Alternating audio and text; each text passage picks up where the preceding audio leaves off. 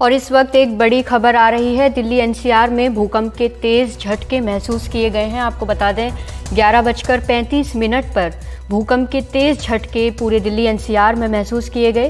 काफ़ी देर तक ये भूकंप के झटके रहे। आपको बता दें इसका केंद्र नेपाल बताया जा रहा है और भूकंप की तीव्रता 5.9 बताई जा रही है। दिल्ली एनसीआर के कई घरों से लोग डर की वजह से बाहर निकल आए और काफ़ी देर तक ये झटके महसूस किए गए हैं। हमारे साथ फ़ोन लाइन पर परिमल कुमार जुड़ेंगे थोड़ी देर में। आपको बता दें दिल्ली एनसीआर में परिमल हमारे साथ जुड़ गए हैं। परिमल, कितनी तेज़ आपको भी ये महसूस हुए होंगे झटके, क्योंकि काफ़ी देर तक ये महसूस किए गए? के तौर पे ये झटके अभी आए हैं और इसकी तीव्रता सिस्मोलॉजी डिपार्टमेंट ने 6.4 बताई है, जो अपने आप में काफ़ी होती है। और एक शंका इस बात को लेकर होती है, लोग घर से बाहर इसलिए निकलते हैं कि आफ्टर ट्रेमर्स आ सकता है।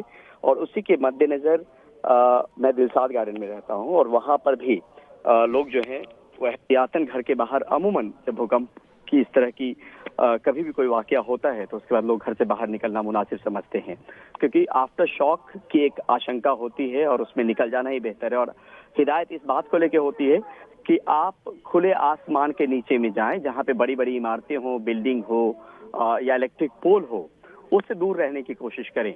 तो उसी के लिहाज से अभी भी जहां पे मैं हूं वहां पर लोग अपने घरों से बाहर निकल के आए हैं और 6.4 अपने आप में काफी तीव्रता वाला भूकंप माना जाता है।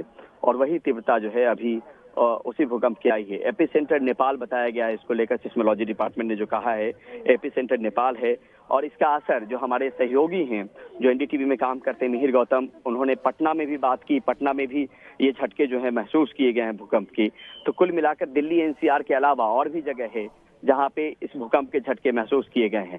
अब इसका आकलन क्या है, असर क्या है जमीन पर, इसको लेकर भी कुछ वक्त में खबर आनी मुनासिब है कि कुछ वक्त में खबर आए। लेकिन जब इस तीव्रता की भूकंप है तो ये मानकर चला जाना चाहिए कि इसका असर भी कहीं न कहीं महसूस हुआ होगा। और खासतौर पे नेपाल के जो आसपास के इलाके हैं, जो नेपाल है, जो एपी सेंटर बताया गया है, वहां पर जो दरारें हैं या फिर उस तरह की अनहोनी, जब अचानक इस तरह के झटके महसूस होते हैं तो वो भी दर्ज की गई होगी। लेकिन उसको लेकर जानकारी कुछ वक्त में मुमकिन है कि वो आए। जी, हिमांशु शेखर भी हमारे साथ जुड़ गए हैं इस वक्त फोन लाइन पर।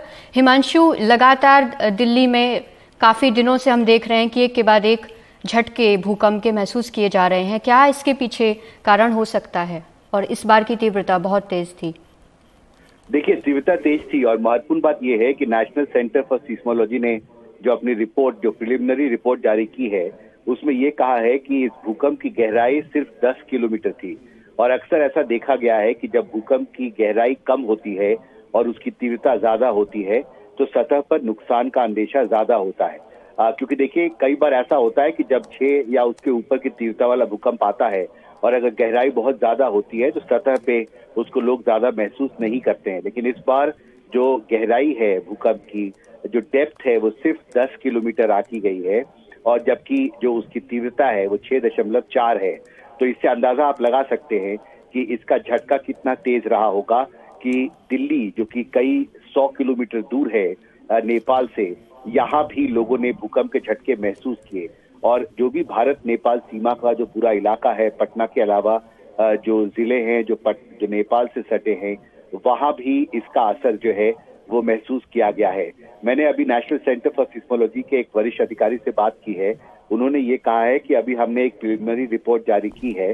अभी हम पता करने की कोशिश कर रहे हैं कि स्पेसिफिक लोकेशन जो था एपिसेंटर का, वो कौन सी जगह थी नेपाल में। उससे आपको अंदाजा लगेगा कि जब भी इतनी ज्यादा तीव्रता वाला भूकंप आता है और देर रात हो चुकी है तो अक्सर अगर उसका एपिसेंटर उस जगह पर होगा जहां पर आबादी ज्यादा है तो अक्सर इस तीव्रता वाले भूकंप के आने से उन इलाकों में जहां पर आबादी ज्यादा होती है वहां पर नुकसान का अंदेशा हमेशा ज्यादा रहता है। लेकिन क्योंकि देर रात हो चुकी है इसलिए थोड़ा इंतजार करना पड़ेगा कि इस भूकंप का जहां पर केंद्र बिंदु था वहां पर कितना असर पड़ा।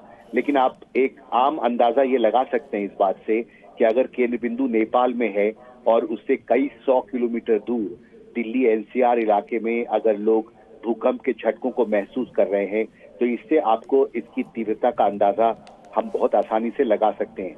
दूसरी बात आपने कहा कारण क्या है? जी जी हिमांशु, आपसे जी, एक जी। सवाल मेरा है जो आम दर्शकों के मन में भी उठता है कि जिस जगह पे एपी सेंटर है वहां पर वहां के आसपास के इलाकों में बहुत मुमकिन है जब इस तरह की तीव्रता वाला भूकंप आए तो नुकसान होने की आशंका बहुत ज्यादा होती है।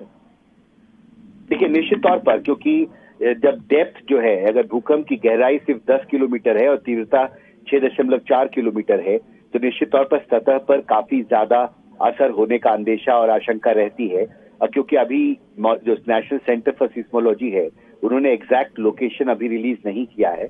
एक अधिकारी ने मुझे बताया कि ये एक प्रिलिमिनरी रिपोर्ट है जो हमने अभी जारी की है, जो भी प्राथमिक जानकारी नेशनल सेंटर फॉर सिस्मोलॉजी के पास थी।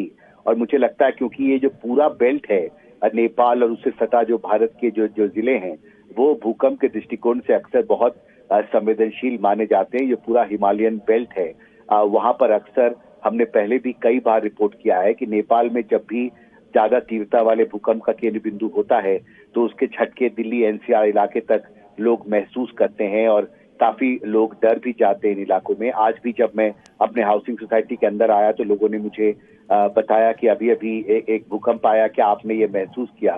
तो देखिए ये वक्त है जब लोग बहुत सारे लोग सो चुके होंगे, बहुत लोग सोने की तैयारी कर रहे हैं। और अक्सर जब देर रात में भूकंप आता है तो उस समय तत्काल उसके नुकसान का अंदेशा लगाना भी मुश्किल होता है। लेकिन अगर ज्यादा आबादी वाले इलाके में ज्यादा तीव्रता वाला भूकंप जब भी देर रात में आया है तो नुकसान का अंदेशा ज्यादा होता है, क्योंकि लोग उस वक्त घरों में रहते हैं।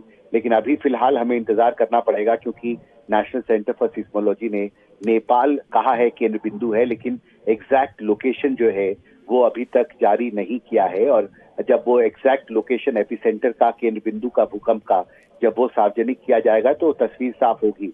अक्सर ऐसा भी होता है कि जो केंद्र बिंदु है वो दुर्गम पहाड़ी इलाकों के करीब होता है, तो वैसे में नुकसान का अंदेशा नहीं होता है। लेकिन लोग निश्चित तौर पर काफी आशंकित हो जाते हैं, क्योंकि वहां पर आप अंदाजा लगा सकते हैं कि कई 100 किलोमीटर दूर अगर दिल्ली एनसीआर इलाके में बहुत तेज भूकंप के झटके लोगों ने महसूस किए हैं, पटना में भी, तो निश्चित तौर पर जो इलाके घनी आबादी वाले इलाके होंगे, जो केंद्र बिंदु के करीब होंगे, वहां पर लोगों ने और ज्यादा तेज भूकंप के झटके महसूस किए होंगे। जी हिमांशु शेखर, बहुत बहुत शुक्रिया आपका। तो आपको बता दें इस वक्त की बड़ी खबर, दिल्ली एनसीआर में भूकंप के तेज झटके महसूस किए गए। रात करीब 11:35 पर ये भूकंप के झटके आए। काफ़ी देर तक झटके महसूस किए गए। भूकंप की गहराई कम थी, तो 10 किलोमीटर ये गहराई बताई गई है। तो अब तक की ये जानकारी हमें मिल रही है कि नेपाल में ही भूकंप का केंद्र था।